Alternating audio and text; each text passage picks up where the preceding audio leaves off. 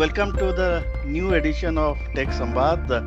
So we are fortunate to have one of my good friend, colleague, and who incidentally is a, so to say, the chief architect for a new startup. He keeps on experimenting with AI to both make his organization cost efficient and also find new revenue models.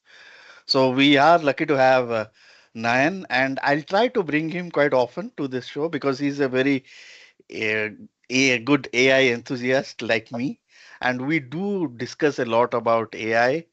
And Nayan, over to you. And after that, I'll just let the people know what we are going to discuss about. A brief introduction about yourself.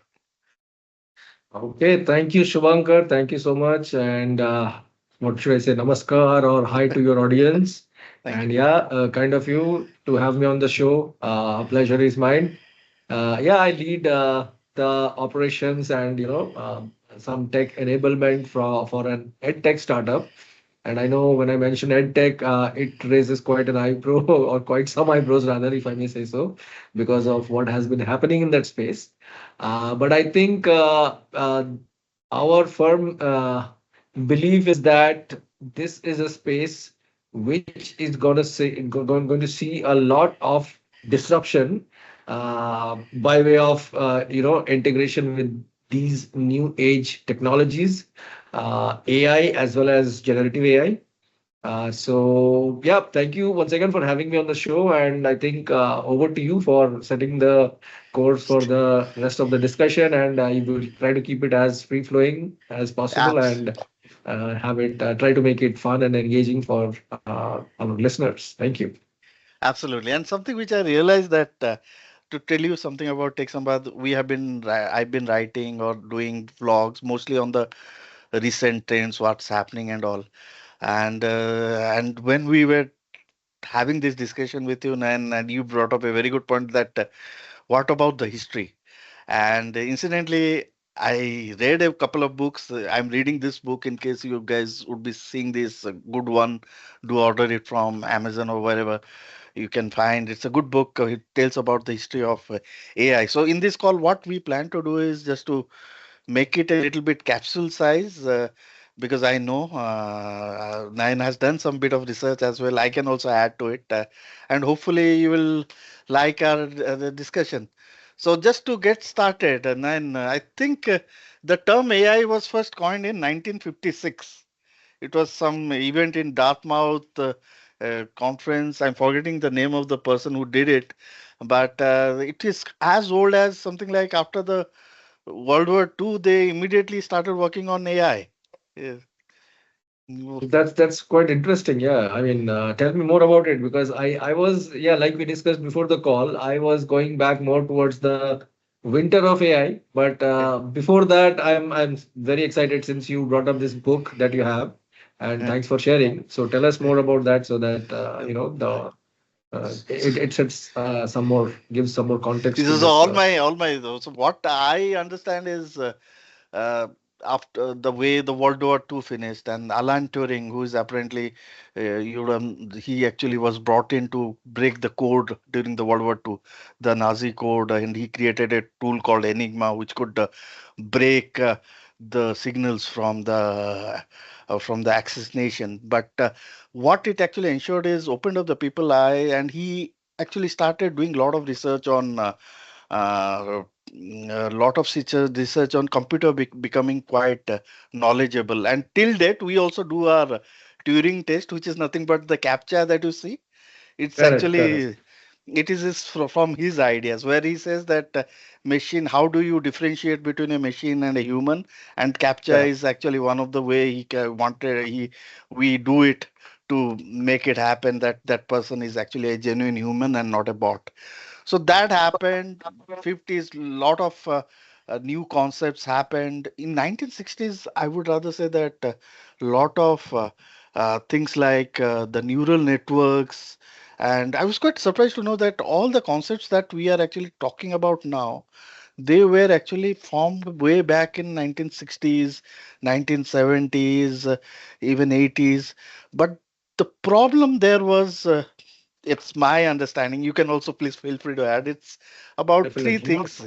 AI actually works on three things: data, compute, and algorithm. So we were quite well set for the algorithm from the 60s and the 70s. Data, unfortunately, most of the work were getting done were not digitalized. We didn't have PCs. The PC revolution started sometimes late 70s when the Apples and the Microsoft came in, and the compute was absolutely not there because I'm sure there is a famous saying that our phone has more computing than the all the computers which sent the first person to the moon. So these three Correct. things. So we are in the 70s. We actually are sitting on very good algorithms. We are sitting on very less data, and we are sitting on very less computing. And I think that actually was the reason for this cold winter, that you can say, that where a lot of research was done, but people started losing that hope that okay, AI can be a good uh, replacement to humankind. But the things started changing. First PC came in, and you were talking about the one in the 1997 about the Kasparov. Maybe you can talk about that thing which when Yeah, humans said. like funny that we were just discussing. I think it was 1997, perhaps. So maybe we were just in our college, our engineering college days, and we heard about this new thing called a computer beating the chess grandmaster of those days, Garry Kasparov, in a game of chess. And chess, as all of us know, is a very strategic game. So that kind of sent a signal to the world that computers can now actually think strategically. Sorry, my bad. Think strategically, given that they have access to a lot of data. So it was a reassurance that that machine learning is real, because it's a machine that is capable of learning when it is looking at a lot of data, and by learning it is also able to think on its feet, if you may use that phrase, and be able to beat a chess grandmaster. So I think that was interesting. But back then, maybe because of our limited knowledge and maybe the limited research done or published openly, nobody knew what were the possibilities. But yes, it definitely, like you mentioned, uh, to the world, it showcased the art of possible, that this is also possible, right? Absolutely. So Yeah, that was 1997. Now I bring the clock forward to 2016, and correct. there here we have another ancient game. The name of the game is AlphaGo. It's a very Chinese game, 5,000 year old game where a lot of uh, um, a lot of people have played this game. It's one of those very complicated game, and now DeepMind, it was actually one of the subsidiaries, or actually Google bought it up. They said, okay, let us create a machine which will play against the then the Korean player, I'm forgetting the name of the player, but they had a match of five. There is a video in YouTube. You should see that. I'll put it in the comment section. So what Yeah, most happened? certainly. Yeah. So there is something like they make some move, and interesting thing happened that AlphaGo, there was something like and suddenly the computer had certain moves which was quite odd, and people thought, okay, why is the customer making certain moves where they were talking, okay, it's such a stupid move. But what it ended up was the computer beating the champion comprehensively. So how did they train the AlphaGo? Because now I just come back and try to say that within those 20 years, YouTube was there, and AlphaGo was fed with lot of content on people playing AlphaGo on YouTube's, people writing research paper on AlphaGo, and here actually the history part or something which is related to alignment, where unlike humans, computers are not bound by their historical prejudices, because the move which made that famous the move 37, you go to Google and search about it, it actually is something like it had to make that movie because end of it, the objective of the model was to win the game against the component.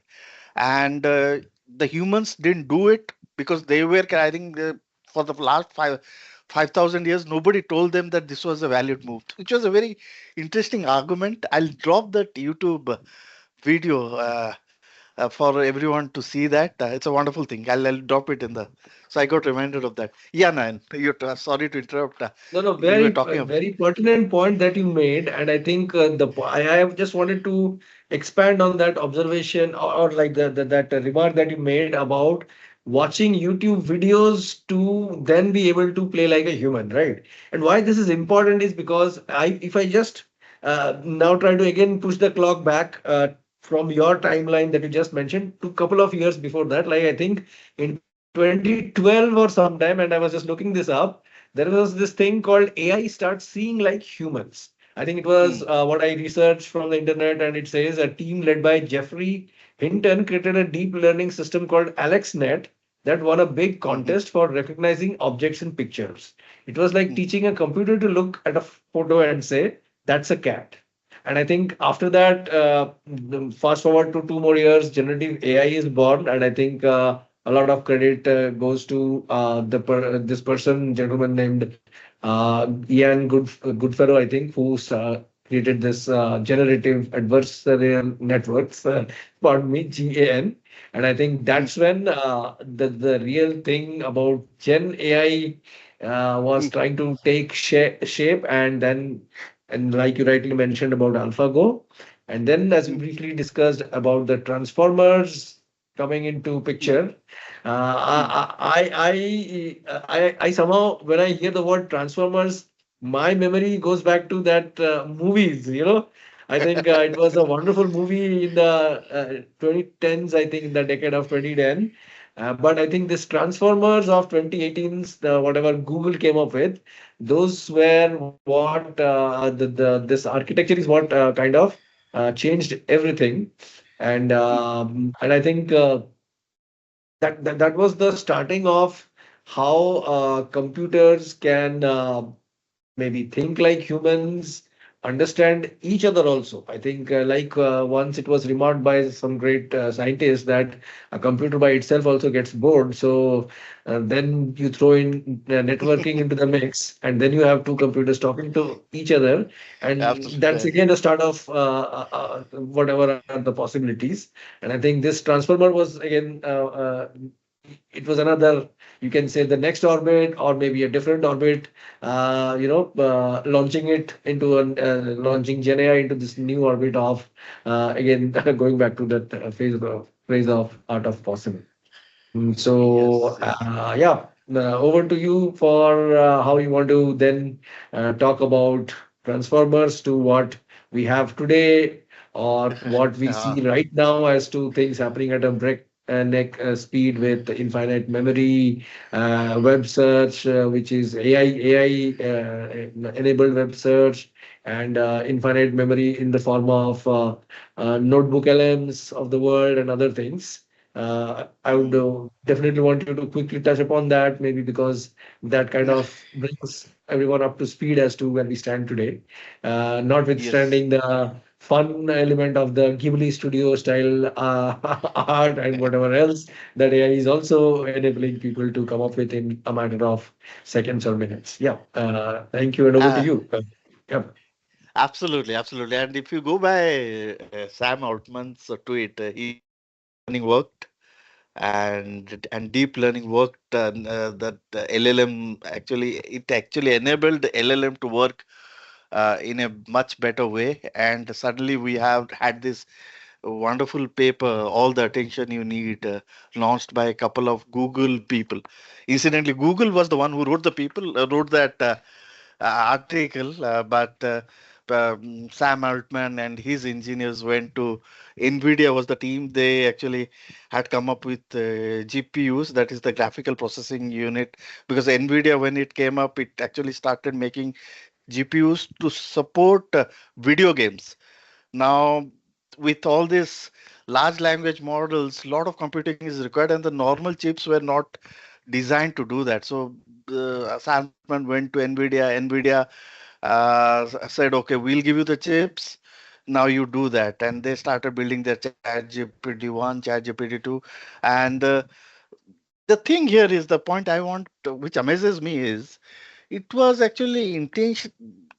The primary objective was it was a probabilistic machine which actually predicts the next word, and somehow the reasoning capability which happened inside the LLM is something which the scientists they themselves are quite baffled as well. So if you look at it, it actually does nothing but gives a lot of weights to those LLMs, which are nothing but vector embedding. So in a layman language, so what we input to the LLM are some tokens. For example, every English word is a token, and if you count the number of English words in a dictionary, it would be somewhere around 55,000, 56,000 word in a dictionary.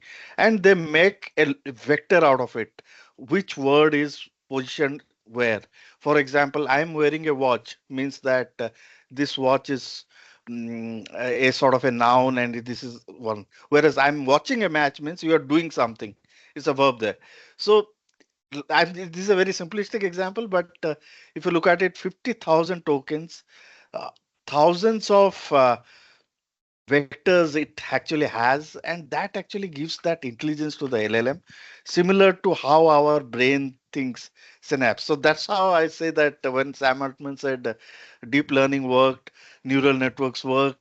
So that's what they actually tried to mimic the human brain, and they could create with all these algorithms, adversarial network, general GAN, and all.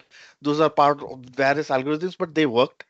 And 2002 was actually a watershed moment. November, I think the date is 30th, where they come up with ChatGPT 3, 3.5. First, it was 3, I think, and suddenly it is a new era right now. And what I see right now is 2025. If you look at the last 5 weeks, it has been nothing short of magic, which has happened in terms of the reasoning those models are doing. Now we have the reasoning model where we are giving more power to the model of giving them access to the internet, giving them more taste time compute.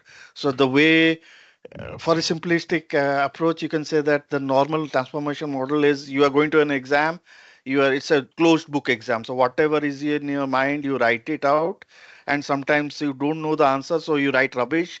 The hallucination is more. Whereas now we have reasoning model where there is a test time compute. Those models have been trained by sort of uh, lot of reinforcement learning has been done, and it's an open book the way you give the exam with open book. So the model actually thinks through your query, does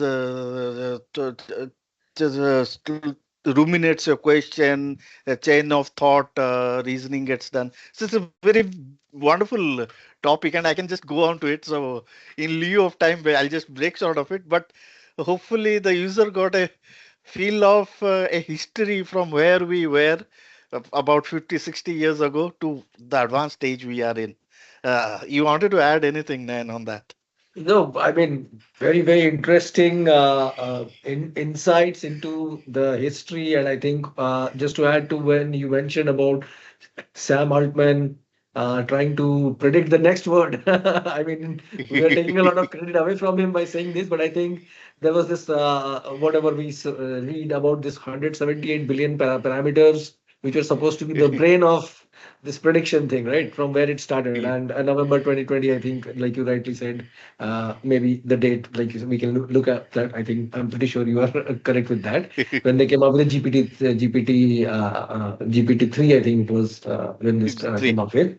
So from that 178 billion parameter brain to now having infinite memory in like the articles that we discussed before the Yes, call yes. as well, where people are looking at again Sam Altman coming from Sam Altman that I want to give you the capability or have the capability for the world to record every written word you've ever read, everything that you've ever seen, everything you've ever heard, everything you've ever spoken, right? So this is multimodal at its max, as you can say. It is multimodal because the computer is now seeing, hearing, speaking, whatever, everything. So not just spewing out some few words after you have typed in some words, which was the annoying nagging wife Google search, like they say. From those days, it has now come to this multimodal agentic.